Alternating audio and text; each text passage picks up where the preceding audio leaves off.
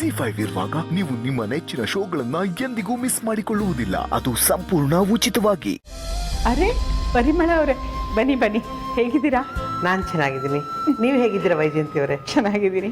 ನೀವು ಬಂದಿದೆ ಗೊತ್ತಾಗಿಲ್ಲ ನೋಡಿ. ಅದು ಮಗಳನ್ನ ನೋಡಿ ತುಂಬ ದಿನ ಆಗಿತ್ತಲ್ಲ, ಅವಳನ್ನ ಮಾತಾಡಿಸ್ಕೊಂಡು ಹಾಗೆ ನಿಮ್ಮನ್ನು ಮಾತಾಡಿಸ್ಕೊಂಡು ಹೋಗೋಣ ಅಂದ್ಕೊಂಡ್ವಿ. ನನಗೂ ತುಂಬ ಸಂತೋಷ ಆಯಿತು. ನನಗೂ ಅಷ್ಟೇ, ನಿಮ್ಮನ್ನು ನೋಡಿ ತುಂಬ ಖುಷಿ ಆಯಿತು. ಎಲ್ಲರೂ ನನ್ನನ್ನು ಹೆತ್ತ ತಾಯಿ ಥರ ನೋಡ್ಕೋತಾರೆ. ಆ ಕಾರಣಕ್ಕೆ ನಾನಿಲ್ಲಿ ಸಂತೋಷವಾಗಿದ್ದೀನಿ. ಆರತಿ ಅಮ್ಮು ನಿಮ್ಮ ಬಗ್ಗೆ ಮಾತಾಡ್ದಿರೋ ದಿನವೇ ಇಲ್ಲ. ಒಂದು ಪಕ್ಷ ನನ್ನನ್ನು ಮರೆತರು ನಿಮ್ಮ ಬಗ್ಗೆ ಮಾತಾಡೋದನ್ನು ಮಾತ್ರ ಮರೆಯೋದೇ ಇಲ್ಲ.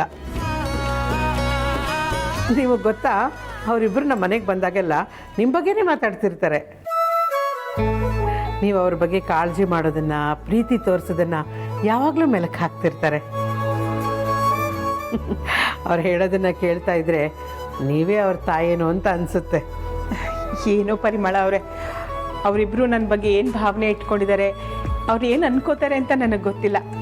ಆದರೆ ನನಗೆ ಮಾತ್ರ ಅವರಿಬ್ಬರು ನನ್ನ ಸ್ವಂತ ಮಕ್ಕಳಿದ್ದ ಹಾಗೆ.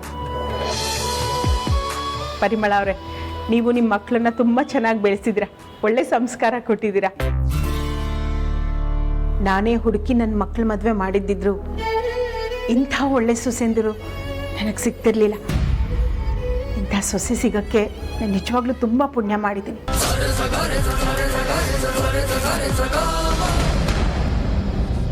ವೈಜಯಂತಿ ಅವರೇ, ನಿಮ್ಮ ಮಾತಿನಲ್ಲೇ ಗೊತ್ತಾಗುತ್ತೆ ನೀವೆಷ್ಟು ಒಳ್ಳೆಯವರು ಅಂತ.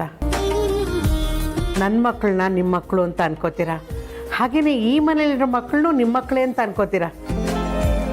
ನಿಜವಾಗ್ಲೂ ನಿಮ್ಮ ಮನಸ್ಸು ತುಂಬ ಒಳ್ಳೆಯದು. ಈಗಿನ ಕಾಲದಲ್ಲೂ ನಿಮ್ಮಂಥವ್ರು ಇದ್ದಾರೆ ಅಂದರೆ ನಂಬೋದಕ್ಕೆ ಸಾಧ್ಯನೇ ಇಲ್ಲ. ಅಯ್ಯೋ, ಹಾಗೇನೂ ಇಲ್ಲ. ನಮಸ್ಕಾರ. ಅರೆ ನಮಸ್ಕಾರ, ಹೇಗಿದ್ದೀರಾ? ನಾನು ಚೆನ್ನಾಗಿದ್ದೀನಿ. ಆಗ್ಲಿಂದ ನೀವಿಬ್ರು ಏನೋ ಗಾಢವಾಗಿ ಮಾತಾಡ್ತಾ ಇರೋ ಹಾಗಿದೆ. ಅದೇ ರೀ, ನಮ್ಮ ಮಕ್ಕಳು ಇವ್ರನ್ನ ಎಷ್ಟು ಪ್ರೀತಿ ಮಾಡ್ತಾರೆ, ಇವರು ನಮ್ಮ ಮಕ್ಕಳನ್ನ ಎಷ್ಟು ಕಾಳಜಿ ಮಾಡ್ತಾರೆ ಅಂತ ಮಾತಾಡ್ಕೋತಾ ಇದ್ವಿ. ವೈಜಯಂತಿ ಅವರೇ, ಅದ್ಯಾರೋ ವೇದಾಂತಮ್ಮ ಅಂತ ಹೇಳ್ಕೊಂಡು ಒಂದು ಹೆಂಗಸ್ ಬಂದಿದ್ಲಲ್ಲ ನೋಡಿ, ಕೊನೆಗೋಳಿ ಮನೆಯಿಂದ ಹೊರಗೋಗೋ ಥರ ಆಯಿತು. ಸದ್ಯ ದೇವ್ರ ದೊಡ್ಡವನು, ಕೊನೆಗೂ ಈ ಮನೆಯಿಂದ ಅವಳು ಹೊರಗೋಗೋ ಥರ ಮಾಡಿ ಎಲ್ರಿಗೂ ಒಳ್ಳೇದು ಮಾಡಿದ್ದಾನೆ. ಇಲ್ಲಾಂದ್ರೆ ಏನಾಗ್ತಿತ್ತೋ ಏನೋ. ಹೌದು, ಆಕೆನ ಆಚೆ ಕಳಿಸ್ಲಿಲ್ಲ ಅಂದಿದ್ರೆ ಇನ್ನು ಏನೇನು ಅವಂತರ ಮಾಡ್ತಿದ್ಲೋ ಏನೋ.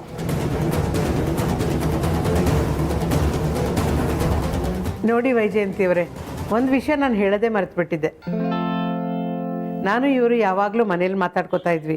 ಅದು ಯಾರೋ ಹೆಂಗಸು ವೇದಾಂತಮ್ಮ ಅಂತ ಹೇಳ್ಕೊಂಡು ಬಂದಿದ್ಲಲ್ಲ, ಅವಳ ಬದಲಾಗಿ ನೀವೇ ಅಮ್ಮ ಆಗಿದ್ದಿದ್ರೆ ಎಷ್ಟು ಚೆನ್ನಾಗಿರೋದಲ್ವಾ?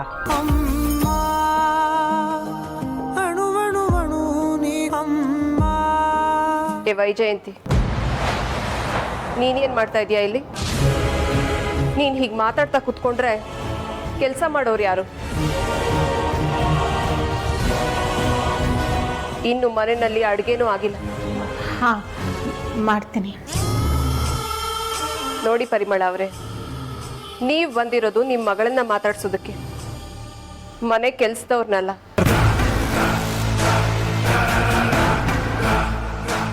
ಜಿ5 ಆಪ್ ಡೌನ್ಲೋಡ್ ಮಾಡಿ ಎಲ್ಲಾ ಸಂಚಿಕೆಗಳನ್ನು ಸಂಪೂರ್ಣ ಉಚಿತವಾಗಿ ನೋಡಿ.